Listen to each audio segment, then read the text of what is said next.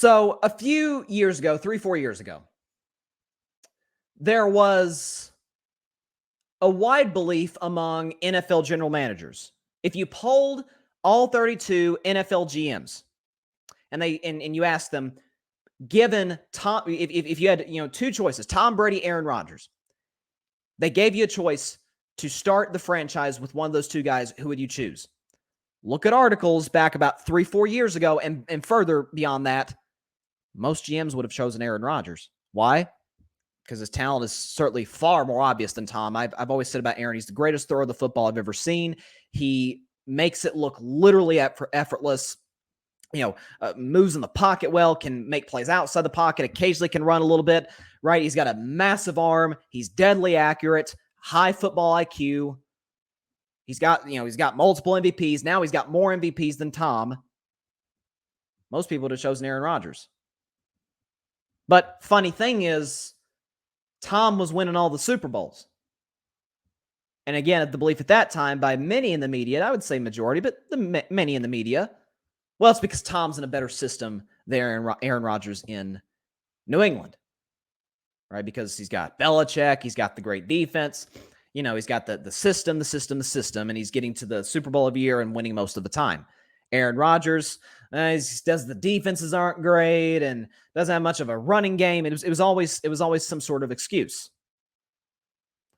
Well, we're once again seeing why Tom's got the Super Bowls and Aaron has uno Super Bowl titles. So Aaron Rodgers was talking to the media yesterday, or a couple days ago. And he was talking about, sort of the dynamic between the Packers receivers and Aaron Rodgers. And it is truly comical how little self-awareness that this guy has when it comes to being the quarterback of an NFL franchise. Okay. So we know the Packers receiving corps isn't very good. As I've said, if Allen Lazard is your number one receiver, and if he is followed by Sammy Watkins and Randall Cobb, you're in some trouble. Because that doesn't win in today's NFL. But Aaron Rodgers voiced that publicly. He said after practice, quote, "The young guys, especially young receivers, we've got to be way more consistent. A lot of drops, a lot of bad route decisions, running the wrong route. We've got to get better in that area." He went on to say, quote, "It's coming up." Talk about the regular season. Yeah, it's coming up. It really is. "We're going to play our best guys when the season starts, and whoever those guys are, these guys are going to get the reps. It's the guys that I trust the most and the guys the coaches trust the most. A lot of it is just the simple responsibility in the offense. Way before body positioning and movement and throw and all of that stuff. Are you in the right spot at the right time? Are you running the right route?" So here's the thing. If Aaron Rodgers said this behind closed doors, I'd have absolutely no issues whatsoever. Because if you had a bad practice, if the receivers had a bad practice, okay, you go in the receiving room, whether it's the team meeting, offensive team meeting, you talk with the receivers, you work things out. You could go out and have them run the routes, get them ready for the season. As a quarterback, you guys know I'm a massive fan of, who also has a lot of questions in his receiving unit. And this quarterback that I'm discussing, because of all the questions about his receiving corps, all offseason long, and you see it all over social media, he's working out with them.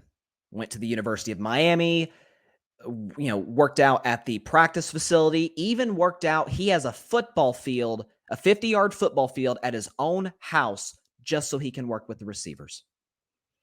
This said quarterback said, when questioned about his receiving group, said, quote, "You're never going to catch me looking at anything in my life as a step back. You've got an opportunity to move forward. You've got an opportunity to grow.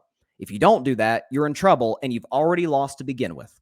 I just know the young guys that we've got, the guys that we already have, are going to step in and take on bigger roles. I continue to say exciting, but that's what it is. And the reason is because I feel like a lot of people don't know necessarily what these guys are, what these guys can do. That quarterback is Dak Prescott. Dallas has all kinds of questions about their receiving corps. Even about their best receiver, who's better than anybody Green Bay has, CeeDee Lamb. People are questioning, including myself, can he be a true number one receiver? Can he take that next step into being that guy? Can he consistently beat man-to-man coverage on the outside? Can he beat zone coverage? Right? Does he have that rapport with his quarterback that you need to have between a franchise quarterback and a number one receiver? Everybody on down from there, it's big question marks. You've got a rookie Jalen Tolbert. You've got James Washington, who never panned out in Pittsburgh. You've got Michael Gallup coming off of an ACL tear. You've got Noah Brown, who's mostly been a blocking receiver his whole career. Now he's going to have to step into a bigger role. And Dak was constantly working with them all offseason. Aaron Rodgers, with all the questions in his receiving group, was taking shots at the franchise, was, doing weird podcast interviews on Barstool and the Pat McAfee show. He's going out in the forest and having spiritual experiences with psychedelic drugs. That, my friends, is why Rodgers has 1 Super Bowl and Tom has 7.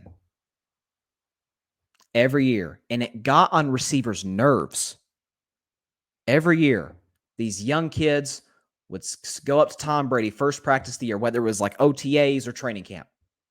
Tom would stick out his hand. Hi, I'm Tom Brady. It's like, yeah, buddy. Yeah, and it gets cold in Foxborough in the winter. Yeah, we know you're Tom Brady. But he was constantly making guys work. Extra reps after practice, building a rapport with them. Tom was known to chew out guys in meeting rooms and in, even on the sideline during games.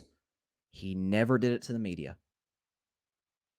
He never criticized, say like a guy like Julian Edelman or a Danny Amendola or like a Malcolm Mitchell or Mohamed Sanu. Some of these guys, very limited receivers. Never criticized them to the media publicly. What Aaron is doing, he is a brilliant, I've heard one call him a master media manipulator, MMM, master media manipulator. He is already putting the bug out there saying, hey, if things go south, it's not me. Just making sure y'all know. We already knew the Packers had a limited receiving group. Absolutely. As I detailed earlier, it's not very good. Just lost Davante Adams. And speaking of Davante Adams, I'm not sure how many people have paid attention to this. Davante Adams could have made more money in Green Bay. Significantly more money in Green Bay. But he went to Vegas and took a pay cut to play with the Raiders. Think about this. Davante Adams could have stayed in Green Bay, where he would have made more money with a better quarterback in an easier division in a weaker conference. He instead decided to go to Vegas to take less money with a great quarterback, but he's not Aaron Rodgers. Love Derek Carr, but he's not Aaron Rodgers. In a, not just a tough division, probably the best division in years, the AFC West, in a loaded conference. Why did Davante Adams choose to do that? He himself said, talking to NBC before the Raiders Hall of Fame game against the Jacksonville Jaguars, he himself was talking to them and said, the way Aaron was talking the offseason, I didn't know whether or not that he would retire any second and I'd be stuck in Green Bay. I wanted stability. And he didn't say this publicly, but Aaron Rodgers isn't exactly the model of stability.